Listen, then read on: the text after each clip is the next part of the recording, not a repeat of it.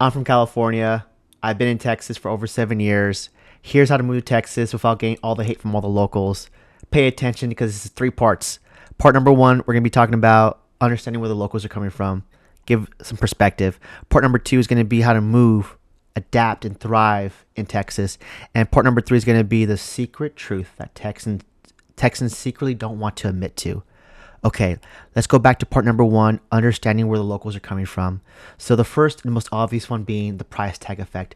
Everything in Texas got more expensive. That pretty much priced all the locals out. The main thing being all the housing. When the pandemic hit and we saw those 2% interest rates happening, everybody came out the woodwork to want to buy and secure that interest rate.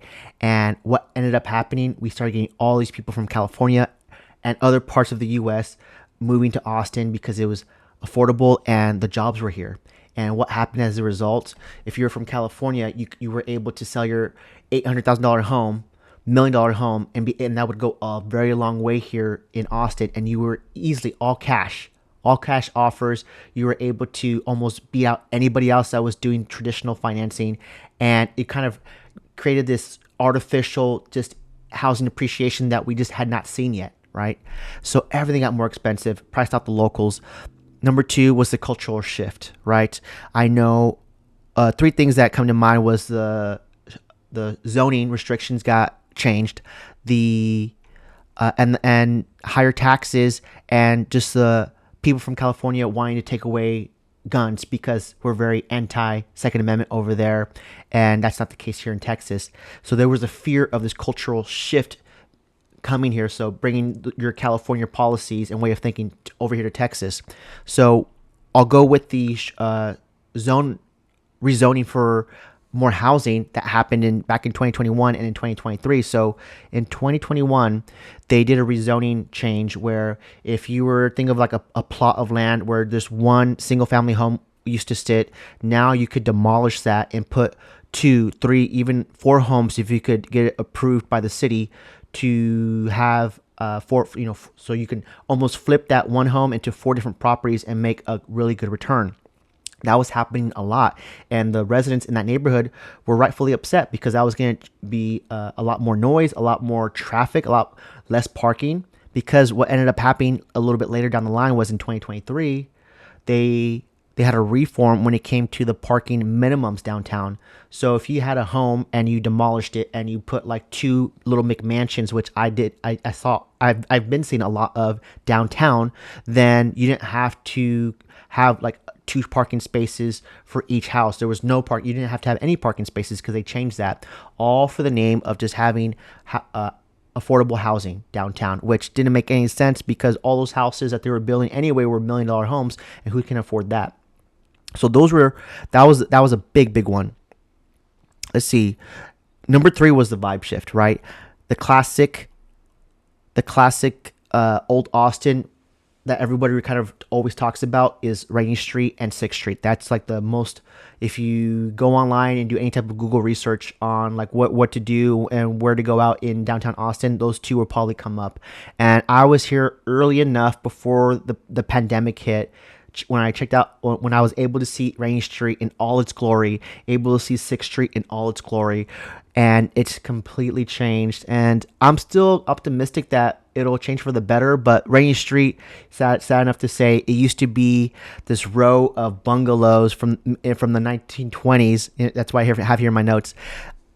That gave this dive bar kind of feel to it, and you can go bar hopping on the thing was to go back and forth between 6th Street and Rainy Street because they were completely different vibes, almost completely different groups of people, and it was within a 5-minute little electric scooter ride, and that was the thing to do. Now 6th Street, they've made these temporary changes where now they're allowing cars to go through it, which I don't think was going to last very long. But now they're doing that to see how it works, and I think everybody is fair to say that they hate it. I was one of the things that I first loved about the downtown scene was that, hey, where all the bars and kind of like entertainment, live music is at, it's all walking, it's all for pedestrians. It made it a lot more safe, a lot more enjoyable for people watching. And then you had all those little acts in the middle of the street that was just fun to watch. Now that's all ruined by the cars. And Rainy Street's completely changed because now instead of having all these bungalows, all these little cool places that had like a very old time Austin feel to it, has been replaced by these towers that have luxury apartments and just more expensive options when it comes to drinking and eating.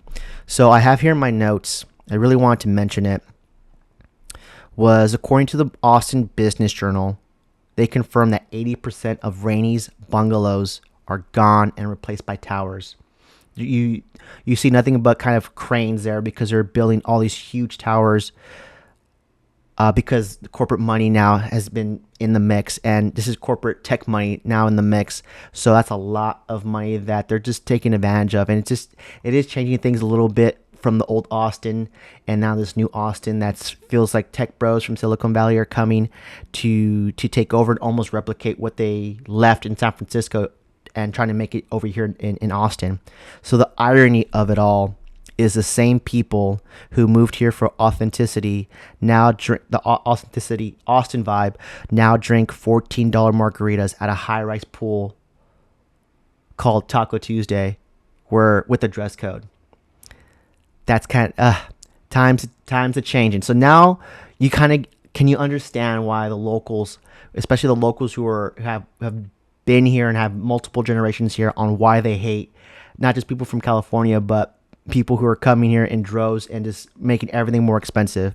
So now that we kind of understand a little bit more of where they're coming from, let's move on to part 2 of how to move and adapt and thrive here in Texas. I have 4 rules to live by. Okay, and these have helped me a lot to not only adapt here, but thrive here and actually build relationships with the locals. Rule number 1, the 6-month moratorium. So no opinions on Texas until you either survived a summer, a freeze, or a rodeo. I've never been to a rodeo, but I have survived multiple summers here and that one snowmageddon freeze that happened, I think, back in 2021. Let me know.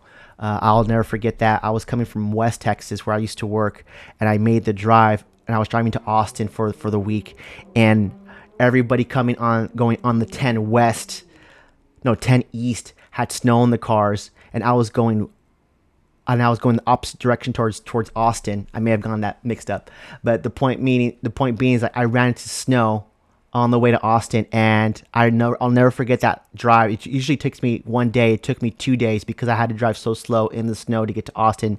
And then when I got to Austin, there was several inches of snow. And if you could work from home, that was great because you got to enjoy it. But if you had to drive anywhere because there's no snowplows in Austin, then you were kind of SOL. So that's the snowmageddon. That's my snowmageddon story. Rule number 2: master the Texas pivot. Instead of saying something like, in California, we have better Mexican food, say something like, I'm still learning. Where's your favorite taco spot? Here's a Reddit tip I found. Ask for breakfast tacos, not so much burritos.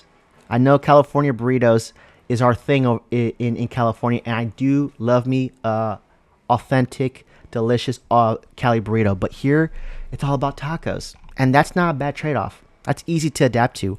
Rule number 3, the bribe. It works. So if you ever get invited to a housewarming or get invited to a friend's house and you want to bring something, if it has that HEB brand or a Texas Forever sticker or something from Whataburger, from any other, like P. Terry's, any other local Texas gems, they're going to love it, right? No talk about In-N-Out. This, don't even bring it up to conversation. Keep it to yourself if you're a diehard In-N-Out fan, because P. Terry's, Whataburger are definitely reign supreme. Don't even get me started on Buc-ee's. That is a Texas staple that they will die on that hill. And I have yet to go to a Buc-ee's. I have to. I had an opportunity, but I missed it because I got kind of, I didn't have enough time. But it is on my list to go. And rule number 4, the license plate test. Swap out your California license plate. That's like an easy target for you, and even more so if you're driving an electric vehicle with the California plates and you have the bumper stickers that are screaming California kind of way of thinking. Those are just easy targets. Don't do it. adapt to your new state. You're gonna love it here. I've been here and I love it here. And once you adapt and you kind of figure out where things are, and you're the two things, respect and manners, that will take you so far here. Then you're gonna make friends. You're gonna create lasting relationships so you can stay here. That's the biggest thing, is you can find an affordable home here, but if you don't find your community and build your friendships and relationships out here, then it's going to be very, very hard. Part number 3 is a secret truth Texans won't admit to. I have 3 things here. Number 1 being they need you. They need us, even if they hate it. Why is that? Because we're the tax dollars that fund the schools. That's one thing about Texas, that there's no state income tax, but we do have higher property taxes compared to California. But you get to see where your money is going in your property taxes. I've heard from multiple families that I helped relocate from California to here, that the school system is night and day, and meaning that here in Austin, in Williamson County, in North Austin, where I do business, the schools are well known, highly rated to be very, very good, especially compared to California. So that's something to keep in mind, that you actually see your property taxes go to work for you. I know I didn't see that in California. Your tax dollars at work. They're not upgrading any infrastructure. All the schools are underpaid and understaffed. But at least here, that's not the case, or at least you see it. You see your money being used to help your immediate neighborhood, your immediate community, and the schools for your kids. Number 2. Before I get to number 2, there was a good data point I wanted to share. California transplants created 42% of Austin's new businesses since 2020, according to the Austin Chamber. I bet you didn't know that. The real villains aren't you. They're Wall Street. According to a UT Austin study, Wall Street bought 25% of Austin homes last year. Californians only bought 12%. Number 3, Texans love to hate, but they love to adopt more. At the end of the day, people from Texas are some of the nicest, well-mannered people that you'll ever meet. As long as you reciprocate that, and you also have manners and are a genuinely nice person, you're going to get along great here. Everybody is so friendly. If you just smile, do that Texas wave when you're driving, and spark the conversation, and come from more of a place of curiosity rather than like comparing everything to California. So if you are considering moving here, or want to talk a little bit more in detail about what parts of Texas, what parts of Austin make the most sense, because I see there are areas. I mean, Austin's great in general for people if you're a young working professional, because there's a huge number of tech companies here that I'm seeing attract a lot of people in tech sales. So there's definitely pockets of in areas that you would find people that are also young working professionals. And then in the suburbs, you have all the families that live up here in the north that are here for the schools. They're here for that slower pace life, but also want some things to do. And Round Rock, Georgetown are fantastic they have their own little downtown areas, think of it as like a little main street where you have your places to go fine dining and place for entertainment, where you don't always have to go to downtown Austin. It's kind of a running joke here. Like, you only go to downtown Austin if you have people visiting you, because we have either Round Rock, Georgetown, or the Domain as like a lot closer than actually having to go all the way to downtown. So there's options, and there's something for you here. I think if you're from any major city in California or on the West Coast, then Austin's probably one of the easiest cities to adapt to, because we already have a nice diverse group, population wise. There's so many jobs here because there's so many tech, from Samsung, Tesla, IBM, Google, Apple. They're all here, and they're all growing because there's so much confidence in Texas, in the future of Texas, when it comes to just our local economy. And that's why developers are building like crazy out here for homes residentially and on the commercial front. I actually see, I know I'll probably get beat up in the comments for this because everyone's saying it's going super slow, but I come from the perspective of just comparing everything to California when it comes to this matter, at least, that Here, the 183 MOPAC, you're seeing the infrastructure of the roadways increase. Get bigger, get wider, because they're expecting all the influx of people. Even our Austin airport is expanding, right? So we are moving, even though it's at a snail's pace. We are moving in the right direction. Over in California, you can't even see that. I'm sure. Let me know in the comments if you heard the story in California where they had like a $5 billion project for high-speed rail from LA to San Francisco, and 10 years later, they only have like a quarter of a mile of track to show for it. That that tells you right then and there that the politics and the way that these both California and Texas is governed is night and day. And if you come here, you're going to see it for yourself. Okay, that's it for this video. I'll wrap everything up. I'll have all my information in the description. If you want to contact me for follow-up or just take a deeper dive, I'm here for you. Thanks for watching, and I'll catch you in the next one.